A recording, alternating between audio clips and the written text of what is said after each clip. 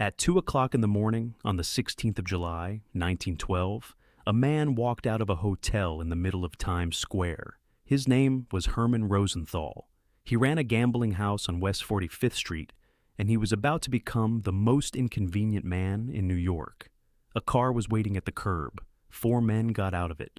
Rosenthal was shot on the pavement outside the Hotel Metropole, in the middle of Times Square, in front of witnesses, in a street full of people at 2 in the morning. A bystander wrote down the number of the car. That single act is the whole reason this case was ever solved, because that morning's papers were already carrying something Rosenthal had given them. He had given the New York World a signed statement naming a serving police lieutenant as his partner and protector. The lieutenant was Charles Becker, head of a special vice squad reporting to the police commissioner. Rosenthal had been due to give a formal statement to the district attorney later that same day. He was killed hours before he could sit down in that office. Within 3 years, Charles Becker was executed at Sing Sing. He remains the only serving American police officer ever put to death for murder. Times Square, New York City, July 1912. A gambler who decided to name names in a newspaper. A police lieutenant who ran a vice squad and collected from the places he was supposed to close. 4 gunmen, 2 trials, a prosecutor who became governor of New York, and a widow who spent 40 years saying it was a frame. If you are new here, this is Cold Case Redemption. This is the best photographed case we have covered, and one of the most argued about. Subscribe and stay with me. I am not going to tell you at the end whether he was guilty, because nobody honestly can. To follow this, you need to understand what a New York police lieutenant was in 1912.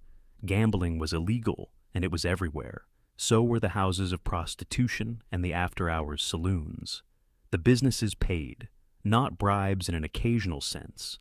A regular, scheduled, understood payment, collected by known men on a known schedule. The money went up. It funded promotions. It funded political clubs. Everybody in the city knew this, and almost nobody said it out loud. Charles Becker was born in the Catskills, came to New York, joined the force in 1893, and rose through it. By 1911, he commanded a special squad with a remit to raid gambling and vice, reporting directly to the commissioner.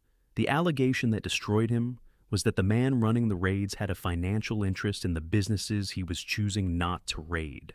Herman Rosenthal ran a house on West 45th Street. He and Becker fell out over money and over a raid on Rosenthal's own premises. And Rosenthal did the thing nobody in that world did. He went to a newspaper and put it in writing. The bystander's note of the license number reached the district attorney's office within hours. The district attorney was Charles Whitman, and he understood immediately what this case could be worth to him.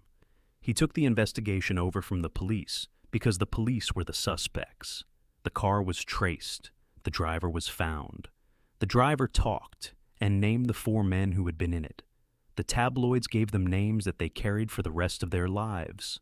Gyp the Blood, Lefty Louie, Whitey Lewis, Dago Frank. They were young men from the Lower East Side who worked for whoever paid. They were caught within weeks. Every one of them said the same thing. They had been hired through intermediaries, and the money and the instruction had come from Becker. Those intermediaries were themselves gamblers with everything to gain from a deal, and every one of them got immunity. That is the hinge of the entire dispute about this case, and we will come back to it. Becker was tried in October of 1912, 3 months after the killing. The state's case rested on the gamblers who had arranged the hiring, all of whom were testifying under immunity. There was no physical evidence connecting Becker to the killing. There was testimony from men who avoided prosecution by giving it. He was convicted and sentenced to death. Then the Court of Appeals threw the conviction out.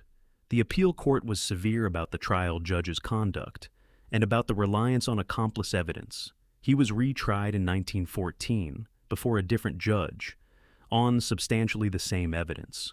He was convicted again. That conviction was upheld.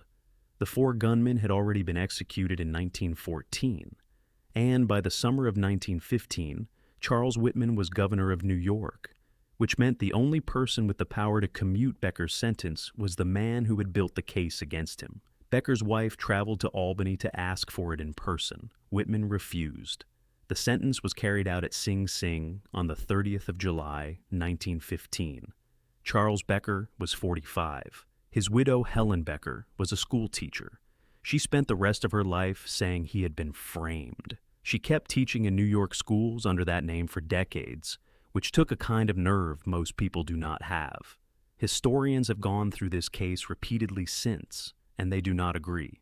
So, let me set out both sides honestly, because this is not a case with a clean answer. Against him, he was, on the evidence of the wider corruption inquiries, unquestionably taking money. Multiple men independently said the order came from him. He had the clearest possible motive. Rosenthal was hours from testifying against him, and the killing removed that entirely. For him, every significant witness against him was a criminal receiving immunity, and the first conviction was quashed by an appeal court that was scathing about the trial.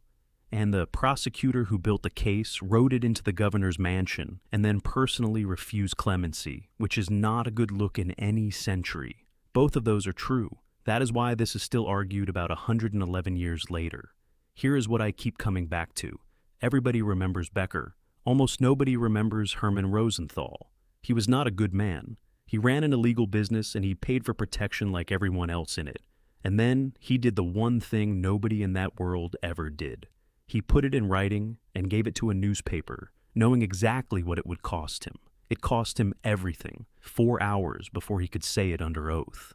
This case was closed in 1915 and has been reopened by historians ever since.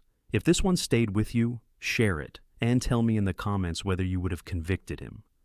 Subscribe to Cold Case Redemption, a new case every week. I will see you in the next one.